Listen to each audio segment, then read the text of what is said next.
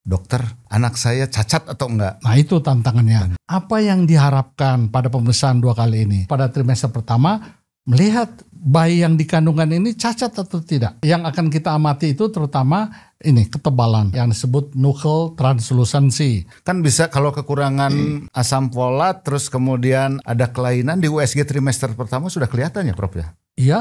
Bisa ya? Yang disebut anencephalus. Neural tube defect akibat defisiensi asam folat itu mulai dari kepala sampai ke bokong.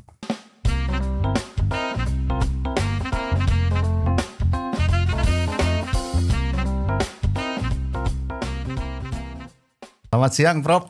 Ya, selamat siang Prof. Aduh, kita pemirsa bahagia sekali karena ada seorang guru besar, betul-betul seorang senior dari obstetrik ginekologi.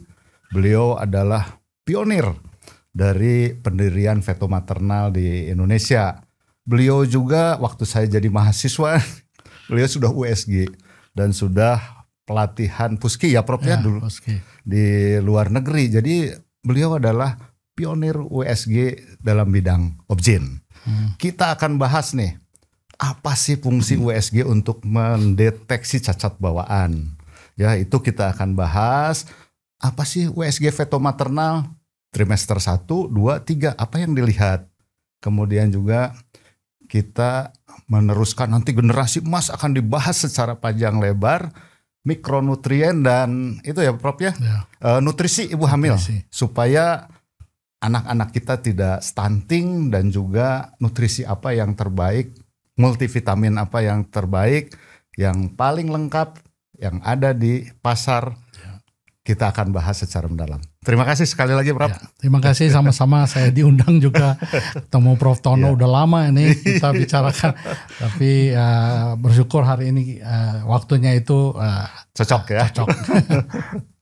Jadi gini ya Prof ya, orang selalu kalau melahirkan itu selalu bertanya, apa yang dipertanyakan sama ibu hamil tuh, dokter, anak saya sehat apa enggak?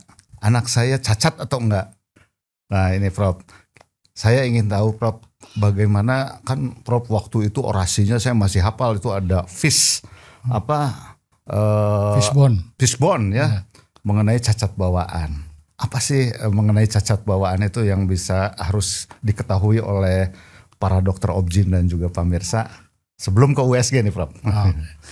Ya jadi cacat bawaan itu saat ini menjadi satu ancaman bagi kehidupan keluarga, juga berbangsa dan bernegara. Ya, betul. Karena kalau kita biarkan, maksudnya dia berkembang dan merawat bayi-bayi dengan cacat bawaan, itu betapa besar investasi yang akan diberikan oleh keluarga maupun negara untuk menjamin kehidupan mereka. Beban pemerintah akan besar sekali. Dan juga tentu saja bagi keluarga yang terdampak itu suatu aib ya secara mental maupun material tentunya. Sehingga dalam perkembangan selanjutnya, apalagi dalam keluarga yang pernah memiliki anak yang cacat, dia tidak inginkan lagi anak kedua cacat. Oleh sebab itu dia berusaha agar supaya kalau hamil dia akan mendapat anak yang normal dan tidak cacat. Nah itu tantangannya. Tantangannya ya Prof. Bagaimana kita bisa mendeteksi anak yang punya potensi untuk cacat ini selama masih dalam kandungan. Betul. Nah, itu yang tantangannya prenatal diagnosis ya. Diagnosis prenatal diagnostik ya. Diagnosis. Nah pemirsa, Anda hamil, tanyakan ke dokternya, anak saya cacat atau tidak di dalam kandungan, bukan saat lahir. Kalau saat lahir sudah terlambat ya Prof ya. Mengenai modalitas ini Prof. Jadi apa saja sih untuk mendeteksi cacat bawaan tuh? Ya, baik sekali. Untuk mendeteksi cacat bawaan ada berbagai macam cara ya. Ada yang kita kelompokkan yang non-invasif dan invasif. Dulu yang disebut invasif itu adalah mengambil sel janin langsung ya. Kita tusuk perut ibu, ambil cairan amnionnya. Cairan amnion ya. Periksa kromosomnya. Itu namanya amniosentesis. Ya. Atau kita tusuk perutnya dan ambil sel-sel chorionnya. Kita periksa genetiknya. Nah begitu juga tusuk tali pusatnya janin. Jadi tusuk perut ya. ibu, masuk sampai tali pusat janin, ambil darah janin untuk lihat itu. Berarti ada risiko ya, Prof? Risiko keguguran. Kalau dapat ternyata anaknya normal, tapi gugur kan sayang sekali. Itu suatu malapetaka lagi. Nah, kemudian dikembangkan yang disebut non-invasif.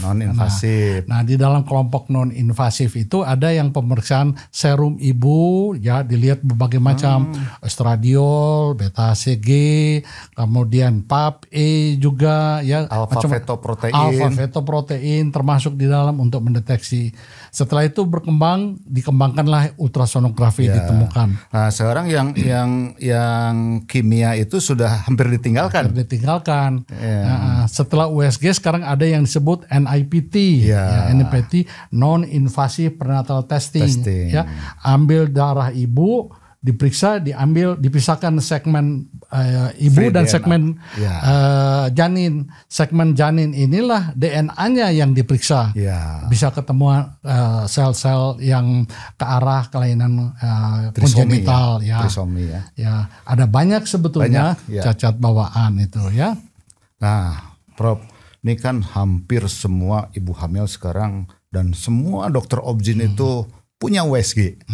Dan tiap datang seolah-olah USG itu stetoskop gitu ya. Ini isu stetoskop, kita nggak bahas itu ya. Nah, bagaimana cara memeriksa? Ini kan ada, sebelum saya bicara mengenai USG fetomaternal itu apa ya? Kalau memeriksa USG itu yang krusial kan trimester berapa, Prof? Jadi sebelum ke situ saya harus memberikan apresiasi kepada pemerintah, dalam hal ini Kementerian Kesehatan, yang kemudian memutuskan bahwa prenatal care, pemeriksaan ibu hamil itu 6 kali sekarang standar. Dulu 4 kali. Sekarang 2 kali. Nah, 2 kali itu diharapkan ke dokter. Siapa saja, dokter umum, terutama SPOG. Nah, apa yang diharapkan pada pemeriksaan 2 kali ini? Pertama, yaitu pada trimester pertama, melihat bayi yang dikandungan ini cacat atau tidak. Kemudian waktu kehamilan pemeriksaan kedua, ini berkembangnya normal apa tidak? Organnya. Jadi itu intinya sebetulnya ya. Nah, untuk trimester pertama yang akan dinilai itu adalah kemungkinan cacat atau tidak. Itu. Trimester pertama cacat atau tidak, kita harus lihat usia berapa, USG, dan deteksinya apa tuh, Prof? Supaya kita jangan sampai adanya katanya bisa mendeteksi curigai besar Down syndrome ya, Prof? Ya, betul. Itu minggu keberapa itu? Betul. Ya, yang dianjurkan itu standarnya minggu ke-11, minggu ke-13. 11-13 minggu 13, ya. Bayangkan dia panjang janin itu masih 7 cm itu barangkali paling panjang itu ya. Dan kita ada yang akan kita amati itu terutama ini ketebalan dari tengkuk yang disebut nuchal translucency. Ketebalan tengkuk, ada tidaknya hidung, tulang hidung. Dua itu sebetulnya yang utama.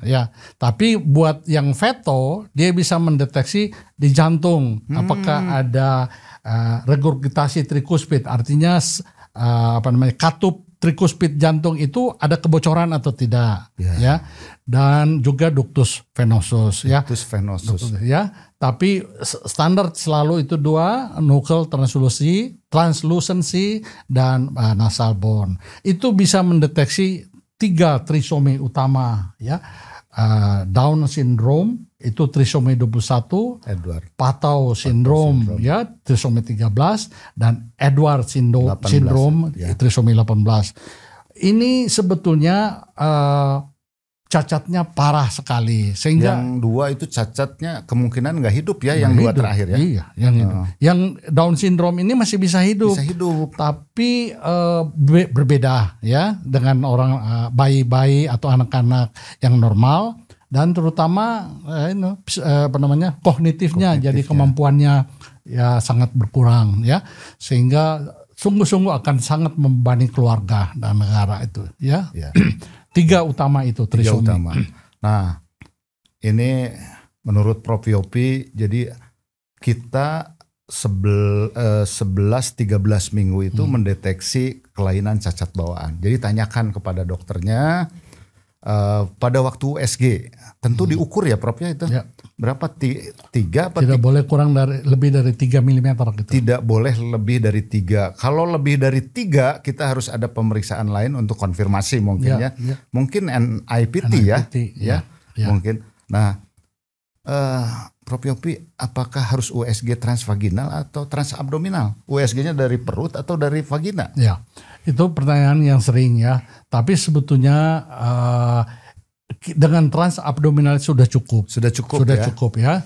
Namun ada keadaan di mana memang ada kekurangan dan kelebihan transvaginal dibandingkan transabdominal ya. Dengan transvaginal artinya dari bawah itu keuntungannya gambarannya lebih jelas ya. Dan kebetulan kalau posisinya terlentang menghadap ke atas anaknya akan sangat bagus itu transvaginal ya. Nah, kelemahannya ya tidak semua mungkin ibu-ibu ya mau transvaginal karena risih dan macam-macam penyebabnya gitu ya. Transabdominal bisa dilakukan. Memang ada aturannya standar ya. Kapan kita mengambil gambar yang ideal dan pengukurannya harus standar untuk mengukur ketebalan itu. Terima kasih nih Prof. Ilmu yang penting nih untuk melihat cacat bawaan yang pertama, dan itu nanti kita akan hubungkan dengan mikronutrisi. Kelainan mikronutrisi terutama mendeteksi juga cacat bawaan bumbung saraf ya. Ya biasanya kita pakai kekurangan asam folat gitu tuh. Nah, asam folat itu penting sekali untuk deteksi. Kan bisa kalau kekurangan asam folat terus kemudian ada kelainan di USG trimester pertama sudah kelihatan ya Prof ya? Iya, bisa ya. Iya. Kalau kita melihat yang disebut anencephalus ya. Jadi neural tube defect akibat defisiensi asam folat itu mulai dari kepala sampai ke bokong. Kalau di bokong itu spina bifida akan sulit pada trimester pertama. Trimester pertama sulit ya. Tapi kalau dia kena parah dan kepala tengkoraknya nggak kelihatan, itu trimester pertama kita bisa lihat itu anencephalus ya. Ya nggak ada kepalanya ya. Kan itu tulang kepala nggak ada ya. Ada yang begitu hidup napas seperti apa ya? Kalau itu kodok atau apa ya? Iya, jadi hanya mata saja yang melotot. Jadi frog eye namanya. Atau ya itu, ini kepala batoknya hanya di sini, yang di atas ini hilang. Sehingga otaknya itu melambai-lambai di atas. Tentu saja sangat fatal ya kalau dapat kelainan seperti ini. Dan kita juga pernah lihat di media, ada lahir masih hidup beberapa mungkin 1 minggu 2 minggu itu menjadi tontonan. Kasihan sekali ya. Padahal ini bisa dicegah dengan asam folat. Nanti kita akan bahas nih mengenai nutrisi ibu hamil yang paling top untuk mencegah neural tube defect ini ya. Nah, Prof Yopi tadi baru trimester pertama USG lihat si bayi ini ya. Nah, trimester kedua itu apa saja sih yang harus diperhatikan? Mungkin ibu-ibu nih ingin tanya pada kehamilan 18 minggu, 20 minggu, waktu di USG itu apa sih yang harus diperhatikan? Misalnya jantungnya apakah ada 4 kamar ya? Apa saja sih Prof yang? Ya memang tadi kalau trimester pertama dapat dibayangkan bayinya masih kecil gitu, jantungnya masih kecil, tidak bisa mendeteksi apakah ada kebocoran di jantung, di katup atau di klepnya ya, sehingga kita menunggu itu. Nah kalau di luar negeri itu semua pemeriksaan prenatal sudah harus selesai sampai 20 minggu sebetulnya. Tapi itu trimester kedua kan, di atas 12 minggu sudah trimester kedua. Bisa melihat kelainan jantung itu ada kebocoran dari 4 kamar ya, biliknya. Jadi sekat-sekatnya utuh atau tidak ya, begitu juga pembuluh darahnya itu ada crossing apa tidak ya, bisa terlihat di sana itu. Jadi yang kita namakan fetal echocardiografi. Jadi pemeriksaan ekokardiografi janin ya. Nah itu trimester kedua kita masuk itu ya. Kedua, dan ada makin kedua atau ketiga kelainan girus Di otak itu di bisa otak dilihat bisa kelihatan, ya. Sehingga kelainan-kelainan neuronal, jadi gangguan sel-sel neuron yang tidak berkembang. Misalnya dulu ada infeksi virus Zika virus, autism. Nah itu ke arah sana itu. Jadi jadi autism bisa Prof dari itu. Sekarang bisa dikembangkan itu, dilihat ada perkembangan neuronal. Jadi sel-sel saraf yang neuron yang berkembang yang dari ventricle dia ke arah, dia harusnya ke ke tepi di sana ya, substansi nigrannya ya. Tapi kemudian ada gangguan itu bisa terlihat. Itu trimester ketiga lah kita. Secara keseluruhan anatominya baik, tapi kita bisa melihat cacat itu di trimester ketiga ya. Nah, selain kecacatan yang bisa diamati pada trimester kedua ketiga, yang utama itu adalah perkembangannya. Perkembangannya ya. Janin ini berkembang atau tidak ya, dan tentu saja kita mengukur yang disebut biometri itu ya, ukuran kepala yang normal ya, lingkar kepala, lingkar perut baik, sehingga kita bilang wah ini normal perkembangan. Dan nutrisi lah yang berperan di sana itu. Nutrisi. Nih, makasih nih ya. Ada tamu 2 nih dari Simex ya.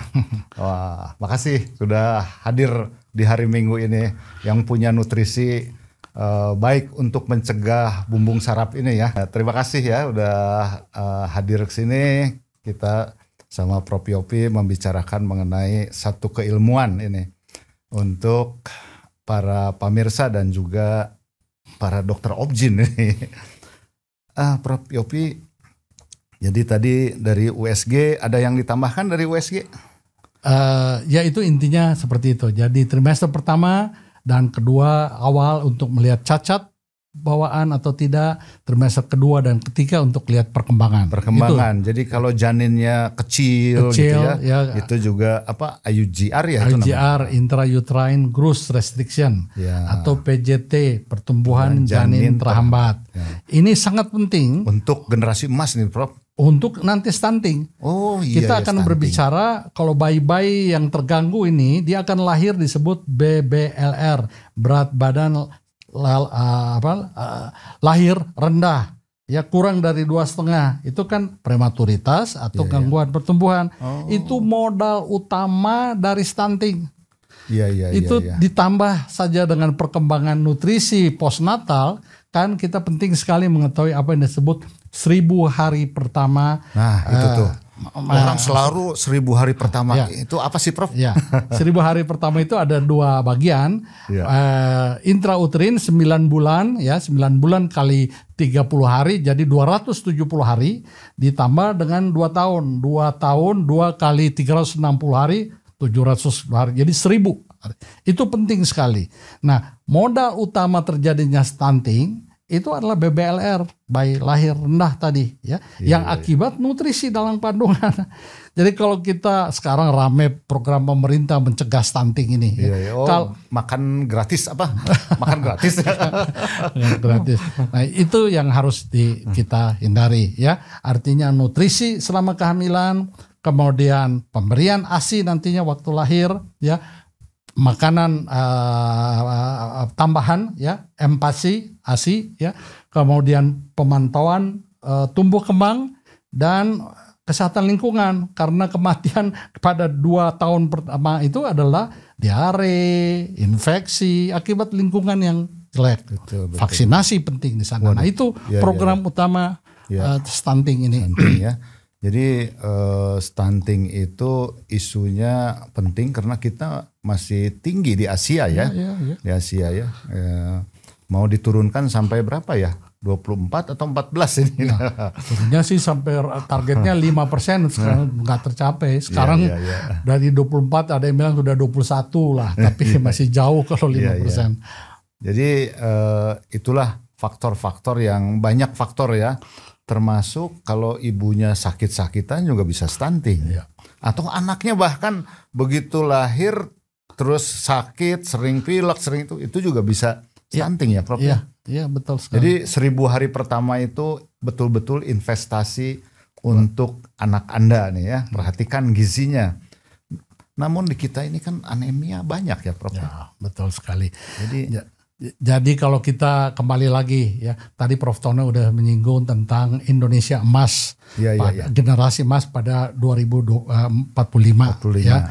Itu yang utama itu ada 4 pilar sebetulnya itu ya. Pertama pembangunan manusianya dan penguasaan SDM dan teknologinya, pembangunan ekonomi yang berkelanjutan, pemerataan pembangunan dan pemantapan ketahanan nasional. Nah, mengenai pembangunan SDM ini dan penguasaan teknologi ini dari Kementerian Kesehatan, tapi tidak bisa dikerjakan oleh departemen ini sendiri. Kita semua harus ikut terlibat di sana karena sangat banyak faktor yang menentukan hal ini dari kesehatan. Nah, untuk ibu-ibu hamil itu perlu dipersiapkan bukan sejak kehamilannya, masih remaja. Dari remaja. Terutama wanita-wanita remaja ini jangan sampai anemi misalkan. Iya, betul. Jangan sampai anemi. Jadi waktu dia hamil dia tidak anemi lagi. Karena memerlukan waktu untuk pembentukan HB itu. Dan untuk satu sel darah merah itu diperlukan nutrisi yang banyak sekali. Jadi bukan hanya Fe, ferrum saja, zat besi yang dibutuhkan oleh remaja supaya dia tidak hamil, banyak. Magnesium, zinc, selenium, dan macam-macam ya yang harus dibutuhkan oleh seorang remaja putri sebelum nikah. Kalau dia sudah nikah, dia kan kita punya waktu hanya sudah hamil maksud saya. Kita punya waktu cuma 9 bulan 9 ini. 9 bulan ya. Iya. Padahal besi itu sekitar mungkin pada waktu sebelum hamil atau hamil tuh naik sampai berapa miligram ya? Iya. Itu kan 3 bulan itu. 3 bulan. Eritrosit, siklus hidup eritrosit ya mulai pembentukan sampai rusak dan dibentuk kembali. Jadi tidak bisa kita kurang waktu kita kalau hanya menunggu di hamil. Jadi remaja putri harus tidak anemi, lalu dia masuk di dalam kehamilan. Tentu saja harus dinaikkan kadar HB-nya ya. Dan HB-nya itu bukan hanya Fe yang diperlukan di sana. Berbagai macam nutrisi untuk membuat satu sel eritrosit. Satu sel aja perlu. Satu sel eritrosit. Padahal di dalam tubuh itu berapa juta tuh eritrosit. Berjuta-juta eritrosit itu sel darah merah itu. Oleh sebab itu kadar HB itu dipakai sebagai indikator kesehatan. Nutrisi ya.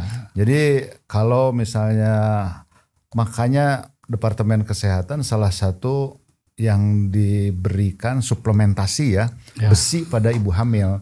Tapi itu telat. Jadi untuk remaja-remaja nih ya, Anda mau nikah, jangan yang diurus prewed saja gitu ya. Jangan diurus gedung saja, nutrisinya gitu ya. Karena ini investasi terbesar dalam kehidupan masa depannya gitu ya. Nah, selain zat besi, Prof, apa saja yang penting sih sekarang untuk nutrisi ibu hamil dan menyusui? Dan sebelum itu juga tolong ini selipkan, Prof, apakah orang sekarang perlu nggak premarital screening? Perlu nggak ya? Bagus sekali itu pertanyaan, dan itu memang sangat penting ya. Premarital screening itu. Jadi kita dalam remaja ini mencari pasangan hidup bukan saja kebutuhan jasmani, kebutuhan biologis kita untuk mencari pasangan, tapi kita sedang membentuk suatu segmen kecil dari bangsa negara kita ke depan. Generasi kita inilah yang akan membawa bangsa dan negara kita ke depan. Ya, kalau di dalam ini tidak direncanakan, kita tidak akan sampai pada generasi emas itu. Oleh sebab itu, marital screening ini sangat penting. Ya. Sebelum merencanakan pernikahan, kita harus lihat ada yang salah nggak di kita dalam pasangan kita. Apa yang harus kita hindari? Masih bisa diobati atau tidak? Sebagai contoh, talasemi. Talasemia itu Talasemia. padahal kita hidup di belt talasemia.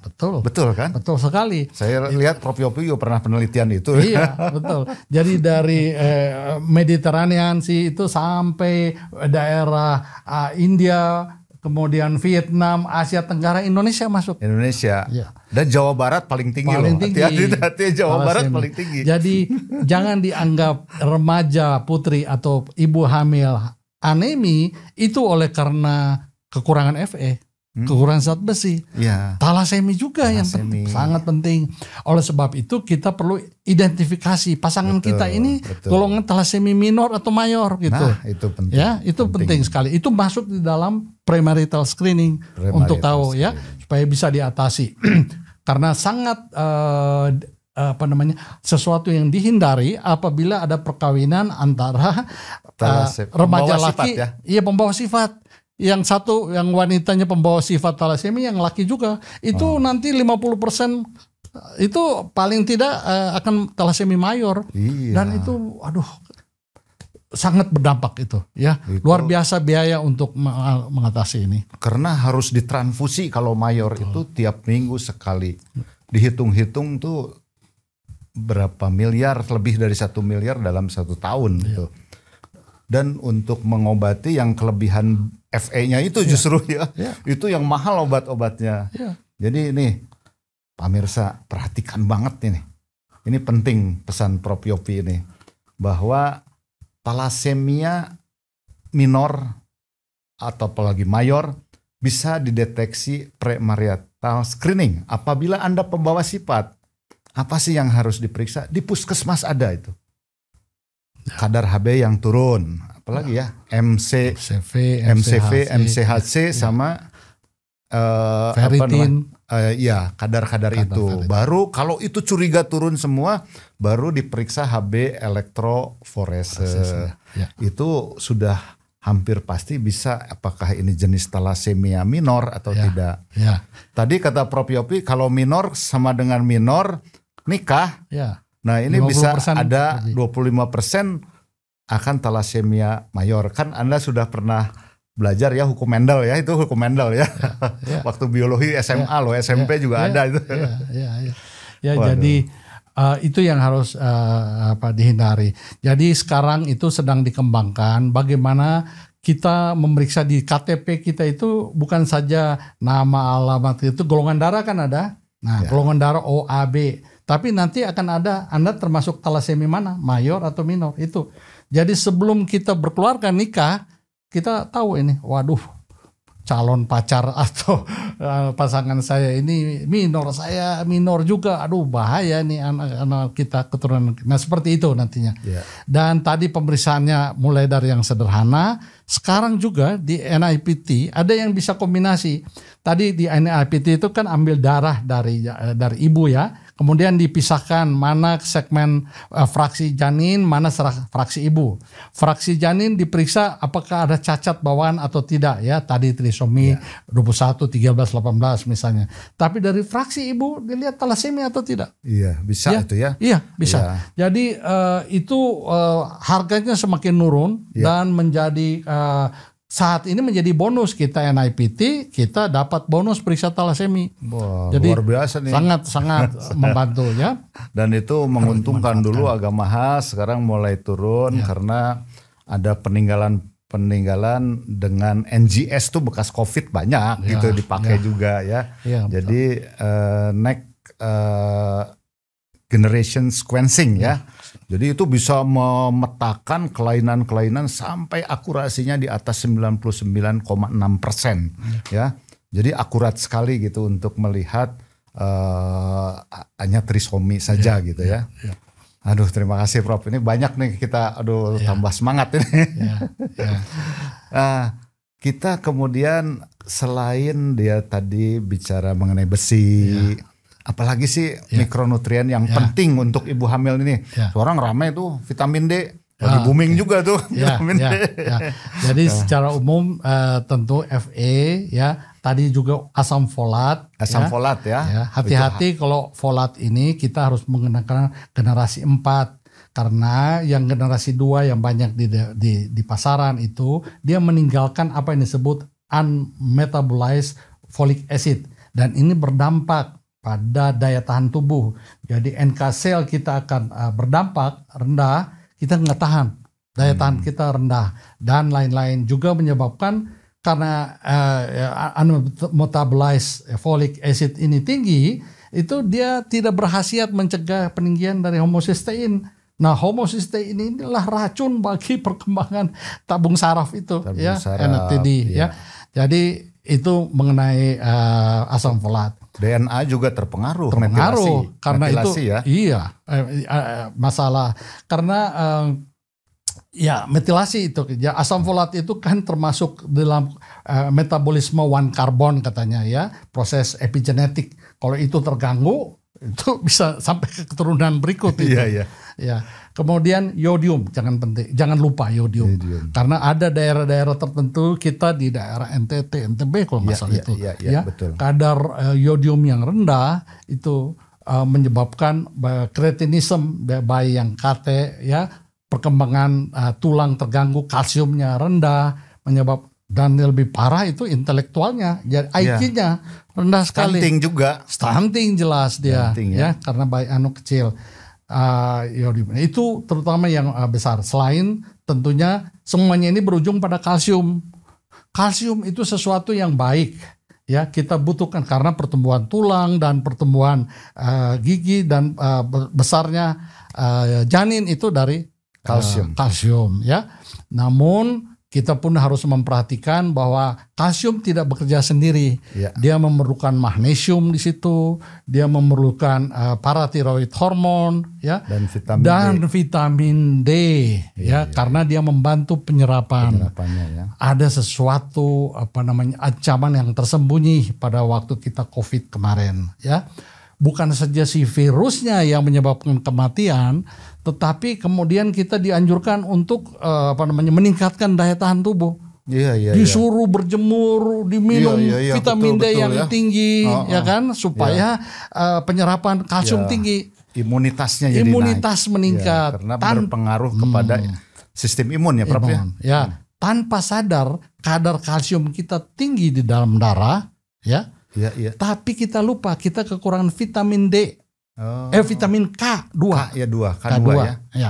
K2 ini penting karena dialah yang mengaktifkan suatu enzim ya, dan osteokalsin yang akan membawa kalsium itu ke tulang. Dan dia juga mengaktifkan hormon matriks glycoprotein yang menghambat kalsium itu masuk ke jaringan lunak, ke pembuluh darah. Jadi bayangkan kalsium yang tinggi di dalam pembuluh darah tidak disertai dengan vitamin K2, itu akan menyebabkan kalsium itu bukannya dimasukin ke tulang, tapi masuk ke dalam pembuluh darah kita. Serangan hipertensi akan terjadi post-COVID. Hipertensi, heart attack, stroke, hati-hati. Itu ancaman post-COVID akibat kalsium yang kita sebut kalsium paradoks. Nah, kita perlu sekali keseimbangan antara vitamin K2, vitamin D, magnesium dan kalsium dalam hal ini. Selenium perlu nggak? Nah, yang lain adalah selenium, kemudian B kompleks, jangan lupa B1, zinc, B6, zinc juga sangat penting itu untuk meningkatkan daya tahan tubuh. Dan semua mikronutrien inilah yang akan diperlukan oleh bakal bayi ini, si janin dalam kandungan, agar dia pertumbuhannya normal. Dan terlahir tidak BBLR tadi, berat badan lahir rendah, atau PJT, pertumbuhan janin terhambat, yang berujung pada stunting itu. Jadi penting juga ya, mungkin ibu hamil itu mengetahui vitamin apa yang dia minum ya, apa saja kebutuhannya ya, Prof ya. Betul sekali. Oleh sebab itu ya kita beruntung ya, di pasaran kita sudah ada vitamin ya, yang di dalamnya ada sampai 18 mikronutrien. Di sana ada asam folat yang 5 mTHF itu. Ada ya. Itu asam folat yang generasi keempat. Yang generasi 4 yang ada di sana. Dan vitamin K2 sudah ada di sana. Selain yang lain-lain itu sudah. Magnesium ada di sana, zinc ada. Di 18. Jadi pengen minum ini, Prof, saya. Terima kasih. Terima kasih. Saya juga nih.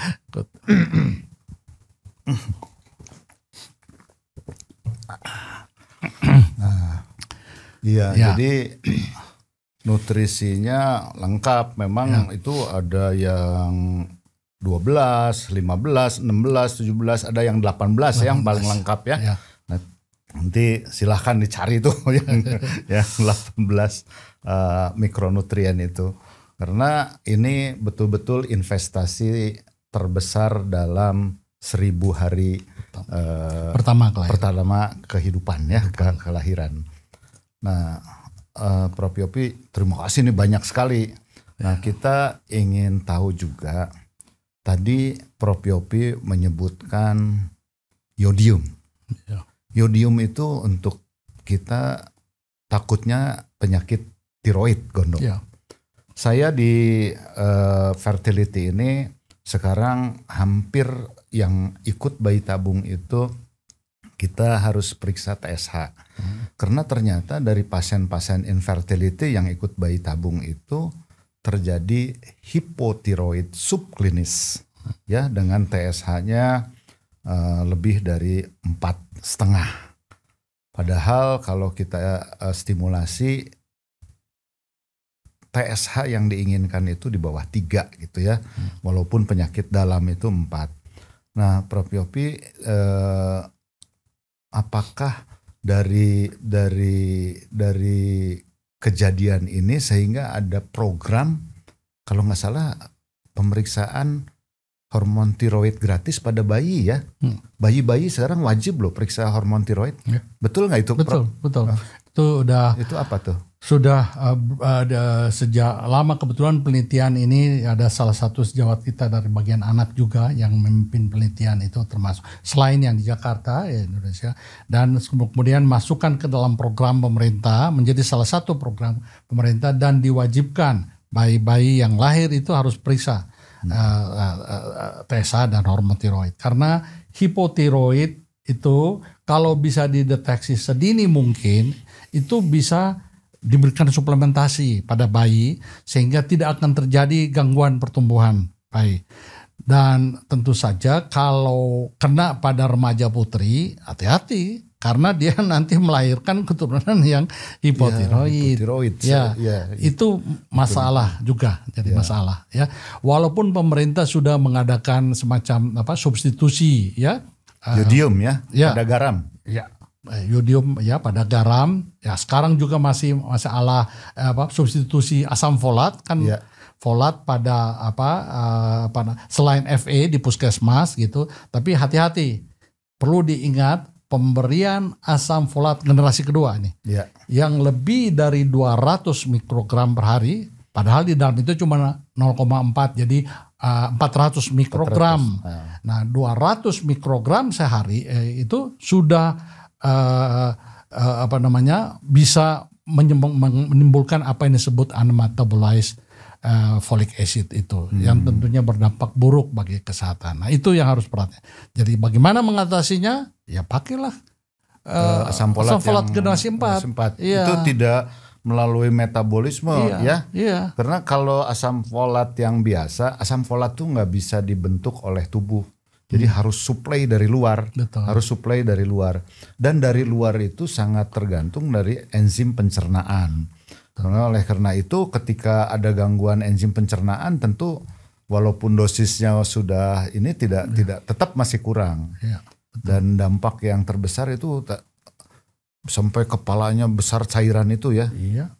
Kalau hidrosepalus, itu hidrosepalus ya, termasuk neural tube defect ya Prof ya. Dan anencephalus. Nah, Prof Yopi, saya ingin tahu juga nih, kan ini urusan bayi ini banyak yang sangat kompeten sekali adalah kalau subspesialis itu fetomaternal gitu ya. Nah, saya ingin tahu juga nih, masyarakat ingin tahu apa sih skupnya itu seorang ahli fetomaternal, karena sekarang ibu-ibu selalu bertanya, saya mau USG fetomaternal, dan kami dari fertility ini selalu setika sudah ada hasil bayi-bayi ini pastilah dia kirim di USG fetomaternal di minggu ke-12 gitu kan, atau 11, kemudian 18 dan untuk itu. Nah, untuk pemirsa ini apa sih skop dari keahlian fetomaternal itu gitu ya? Iya. Jadi subspesialisasi fetomaternal itu adalah seorang SPOG, spesialis obstetrik ginekologi, yang mendapat pendidikan khusus ya antara 4 sampai 5 semester ya, 2 sampai 2,5 tahun ya, yang membuat dia punya pengalaman untuk pertama mengatasi atau memberikan konsultasi kehamilan yang berisiko tinggi. Kehamilan berisiko tinggi, terutama medis, kemudian juga menjamin bayi-bayi yang cacat gitu, menghindari ya kelahiran bayi-bayi cacat, dan tentu saja memperhatikan perkembangannya. Jadi gangguan pertumbuhan yang harus diawasi. Itu secara keseluruhan lah, secara garis besar. Sehingga skopnya adalah bukan saja dia cakap menangani kehamilan risiko tinggi, ya termasuk di sana preeklamsi, prematuritas, IUGR dan sebagainya, kelainan jantung. Tapi yang paling penting adalah buat janin itu cacat, deteksi cacat bawaan, kelainan penyital, dan memantau perkembangan janin ya. Jangan sampai terjadi gangguan pertumbuhan atau IUGR tadi. Itu sebetulnya ya. Namun memang hampir susah dibedakan dengan seorang SPOG ya umum yang juga mempelajari hal itu ya. Tapi dia selama 4 sampai 5 semester dia sehari-hari itu kerjanya lebih dalam ya, lebih dalam tentunya, lebih detail, lebih detail ya, sehingga dia bukan saja cakep mengatasi mengelola kehamilan dan bayi yang seperti tadi, tapi juga menerima konsultasi. Teman-teman SPOG tentu saja yang ingin berkonsultasi ya ke sana jadinya. Lah itulah keterampilan. Dan tadi sudah kita bicarakan tentang apa itu USG fetomaternal ya. Jadi bukan saja mengukur biometrinya, ukuran kepala, usia kehamilan, berat badan, tapi tadi semester pertama menyingkirkan kemungkinan cacat, trimester kedua atau ketiga melihat memantau apakah ini pertumbuhannya normal atau tidak ya. Normal atau tidak artinya nutrisinya cukup atau tidak itu bukan saja dari biometri, ukuran-ukuran dari organ, tapi juga bagaimana Dopplernya, aliran darahnya, baik Doppler di otak, ductus venosus, umbilikus, ya, kemudian juga lihat cairan ketubannya, plasentanya. Jadi keseluruhan itu akan mendiagnosis bayi ini gangguan pertumbuhan. Dan mudah-mudahan kita masih punya waktu untuk intervensi atau mengakhiri kehamilan sebelum keadaannya parah atau meninggal intrauterin. Apa itu yang fetoskopi itu namanya? Bukan. Dengan kita memasang kardiotokografi, kita bisa melihat kan bahwa ini selain cairan amnionnya kurang, ini sudah terjadi fetal distress. Ya bisa di sana. Sehingga harus determinasi sebelum meninggal atau diintervensi dengan pemberian ya katakanlah heparin, aspirin, nutrisi ya untuk dan mengatasi penyakit penyerta. Hipertensi barangkali dia, preeklamsi, diabetes mellitus dan sebagainya. Ya, itu bagian yang penyakit ibu yang menyebabkan gangguan pertumbuhan pada janin lah. Yang harus kita deteksi. Terima kasih Prof. Ini luar biasa sekali kita hari ini, hari Minggu dapat banyak ilmu. Namun saya juga minta bonus nih sama Prof Yopi ini. Untuk kesejahteraan janin tuh ada alat namanya kardiotokografi ya. Apa yang disebut NST itu ibu-ibu hamil juga bingung tuh untuk deteksi apa itu Prof kira-kira.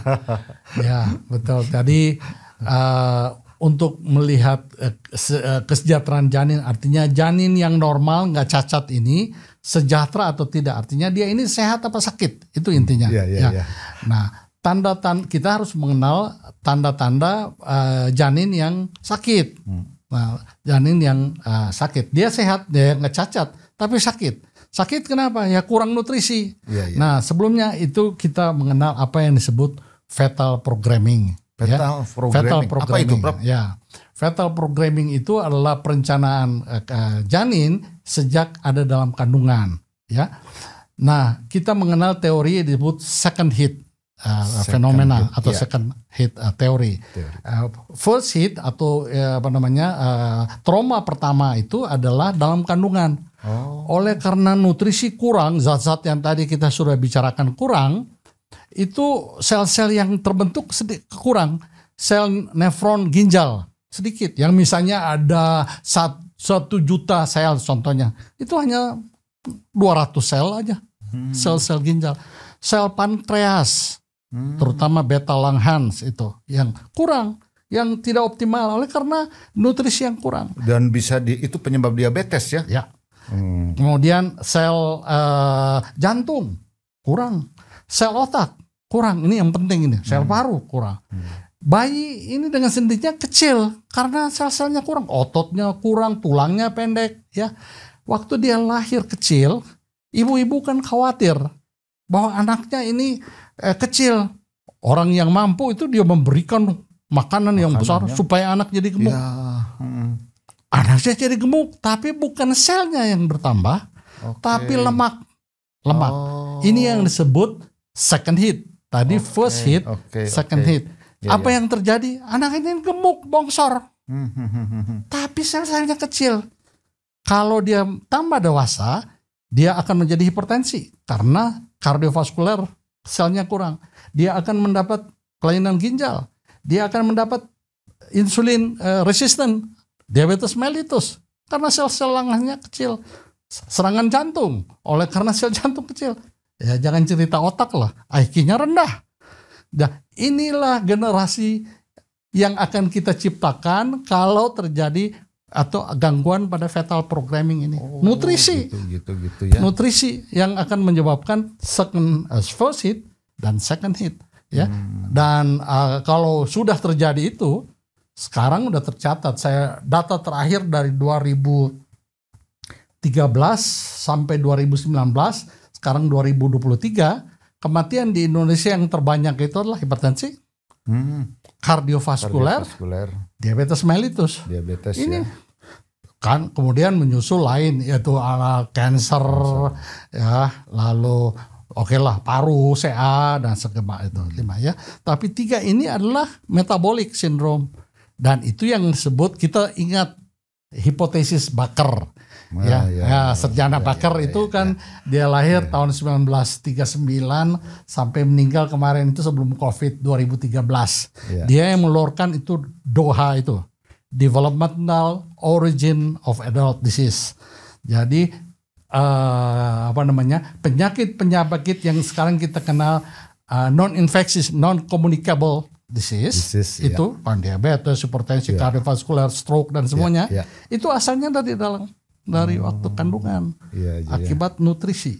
Akibat nutrisi penting sekali. Jadi nutrisi ibu hamil tuh itu sampai mengganggu fetal programming. Dan dari mulai trimester pertama sudah terjadi ya. Sudah terlihat. Dari mulai pembuahan sudah ada fetal programming itu, dan ketika itu terpengaruh epigenetiknya agak sulit kita untuk merubahnya ya Prof ya. Dari awalnya tidak itu. Oleh karena itu penting banget untuk kandungan ini. Nah Prof Yopi, ada lagi ya yang mau disampaikan sebelum nanti closing statement? Saya minta Prof Yopi ada pesan untuk satu ibu-ibu hamil nih supaya anaknya sehat, tidak stunting dan gizinya bagus. Yang kedua untuk kita juga dokter-dokter obgyn ini mohon pesan dari Maha Guru, karena waktu saya mahasiswa beliau ini sudah jadi guru saya, dan juga waktu itu pendidikan feto maternal itu saya termasuk panitianya untuk menyelenggarakan di Bandung ya. Awal-awal tuh ya. Pendirinya siapa ya waktu itu? Almarhum Prof Gulardi juga ya? Iya, betul. Ya. Ada 5 orang tokoh itu. Siapa aja Prof itu? Jadi Prof Gulardi almarhum, kemudian Prof. Surabaya ya. Sulhan Sofwan dari Jogja ya. Kemudian Prof. Hidayat, beliau masih ada dari Bandung dari sini. Bandung. Prof. Haryono itu almarhum juga dari Medan. Medan ya. Nah, Prof. Haryadi masih ada beliau dari Semarang ya. Surabaya ya. Dan ada satu lagi Prof. Kornia Kerkata dari Bali ya. Mereka yang memulai itu tahun 2002 kita bikin kongres 2020 pertama, Prof. Firman sebagai ketua, kemudian 2021 itu saya, 2022 itu mulai kita ke 6 orang ini membuat himpunan itu ya. Lalu kita mulai bergulir sampai saat inilah. Jadi nggak kaleng-kaleng ini narasumber kita hari ini nih, Prof. Yopi ini sampai sekarang masih setiap kongres saya lihat selalu bicara.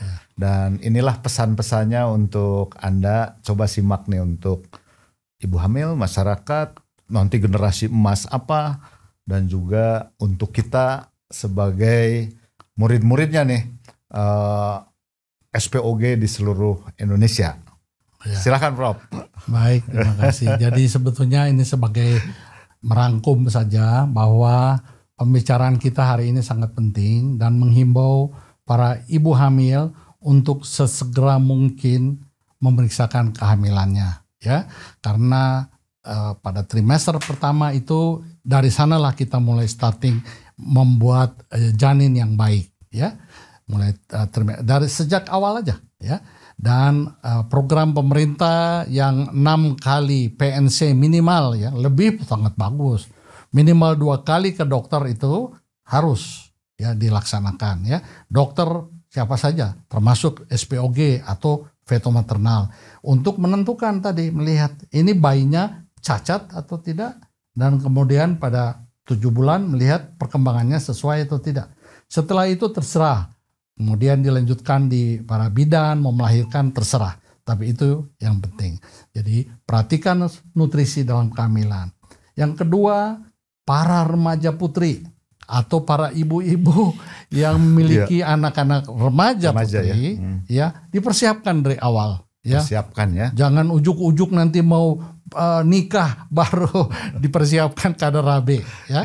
Persiapkan dari awal nutrisi karena dia akan menjadi melahirkan generasi penerus. Jadi merencanakan kehamilan itu penting karena kalau Anda buka WHO atau di AUKOG itu 121 juta kelahiran itu kehamilannya tidak direncanakan. Itu gede sekali, saya juga masih belum lihat itu penelitian mana data yang di itu karena dia sudah ada di WHO. Jadi ini saya penasaran juga gitu ya.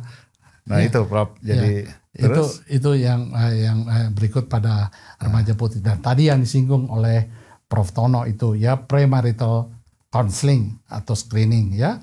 Betul-betul karena pernikahan itu direncanakan, meriksalah sebelum nikah gitu, bukan hanya prewedding yang dipersiapkan pestanya, pesta cari gedung lagi yang ramai.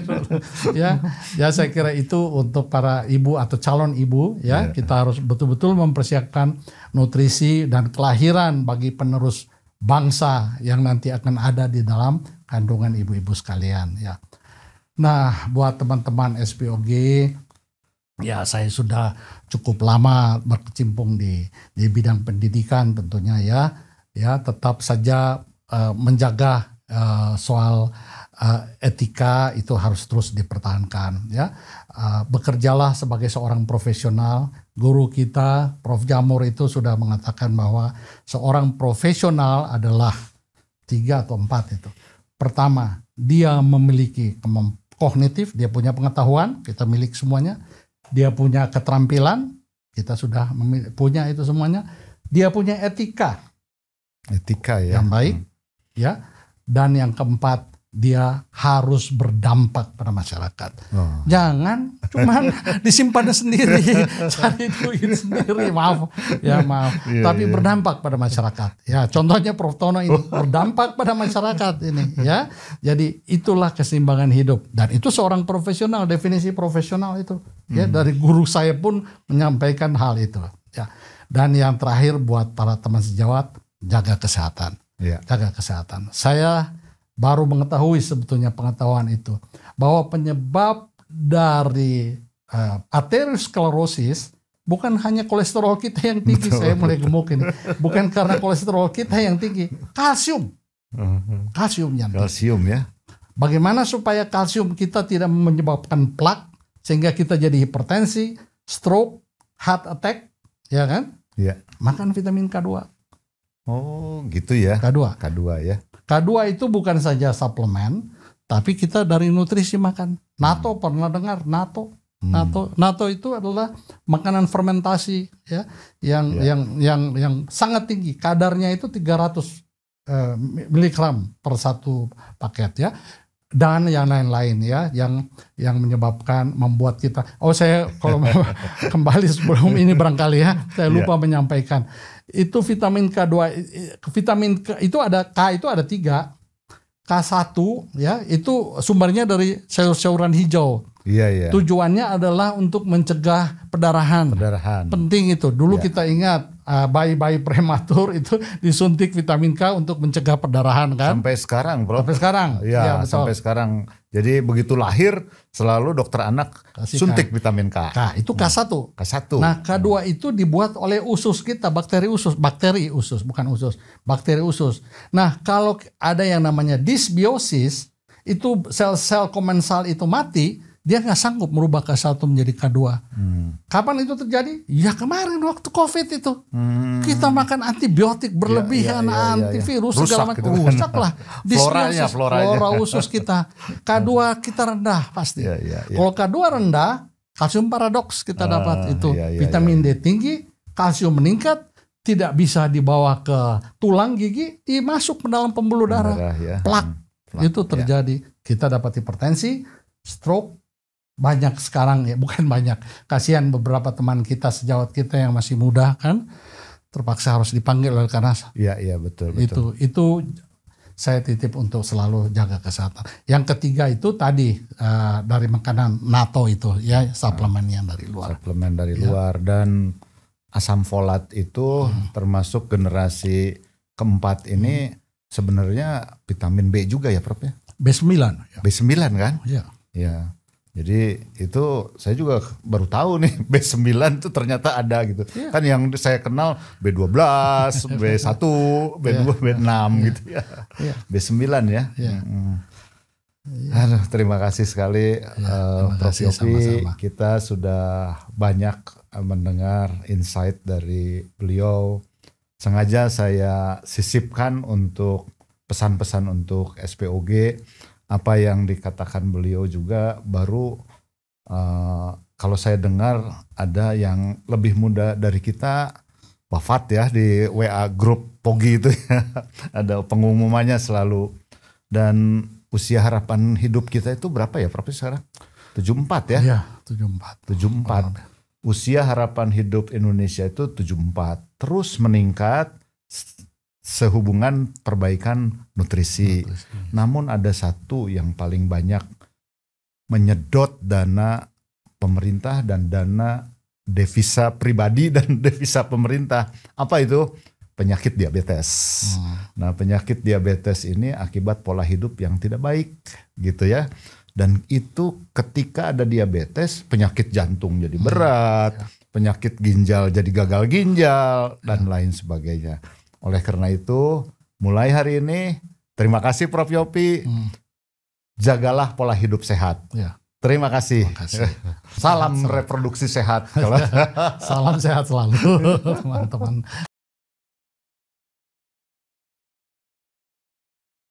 Ibu hamil memerlukan berbagai macam nutrisi untuk menunjang perkembangan dan pertumbuhan janin. Nutrisi yang diperlukan diantaranya makro dan mikronutrisi. Mikronutrisi merupakan komponen esensial bagi kesehatan ibu hamil dan janin.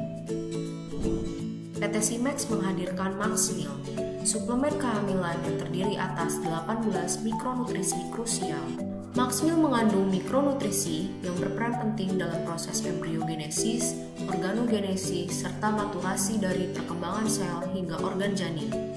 Maxmil mengandung mikronutrisi yang berperan penting dalam proses embriogenesis, organogenesis, serta maturase dari perkembangan sel hingga organ janin. Maxmil terdiri atas 5 MTHF atau folat dalam bentuk aktif sebanyak 667 mikrogram, koral kalsium 100 mg, vitamin K2 45 mikrogram, zat besi 30 mg, serta 14 mikronutrisi lainnya. Seluruh komposisi tersebut ikut aktif berperan dalam proses seluler janin. Mikronutrisi pada Maxmil memiliki bioavailabilitas tinggi pada maternal, sehingga dapat masuk melalui plasenta dan menuju sirkulasi janin dalam jumlah yang cukup untuk membantu proses perkembangan intrasel janin. Mikronutrisi di Maxmil seperti 5 MTHF atau folat aktif, vitamin B kompleks, biotin, dan nikotinamid berperan dalam proses replikasi DNA dan sintesis protein. 5 MTHF dan vitamin B kompleks berperan dalam regulasi epigenetik atau proses pengemasan DNA, sehingga diharapkan proses tersebut dapat berjalan dengan baik. Dalam proses organogenesis, Maxmil menunjang proses pembelahan sel serta maturasi dari sistem organ janin. 18 mikronutrisi Maxmil memiliki peran masing-masing terhadap pembentukan organ. Sebagai contoh, pada perkembangan otak diperlukan DHA, 5 MTHF, kalium iodida, dan vitamin B12. Berikut ini merupakan peranan dari setiap mikronutrisi yang terkandung pada Maxmil. Kandungan Maxmil juga berperan pada sistem penyokong pertumbuhan janin seperti plasenta, cairan amnion, dan juga membran amnion, sehingga diharapkan penyakit saat maternal dapat dicegah.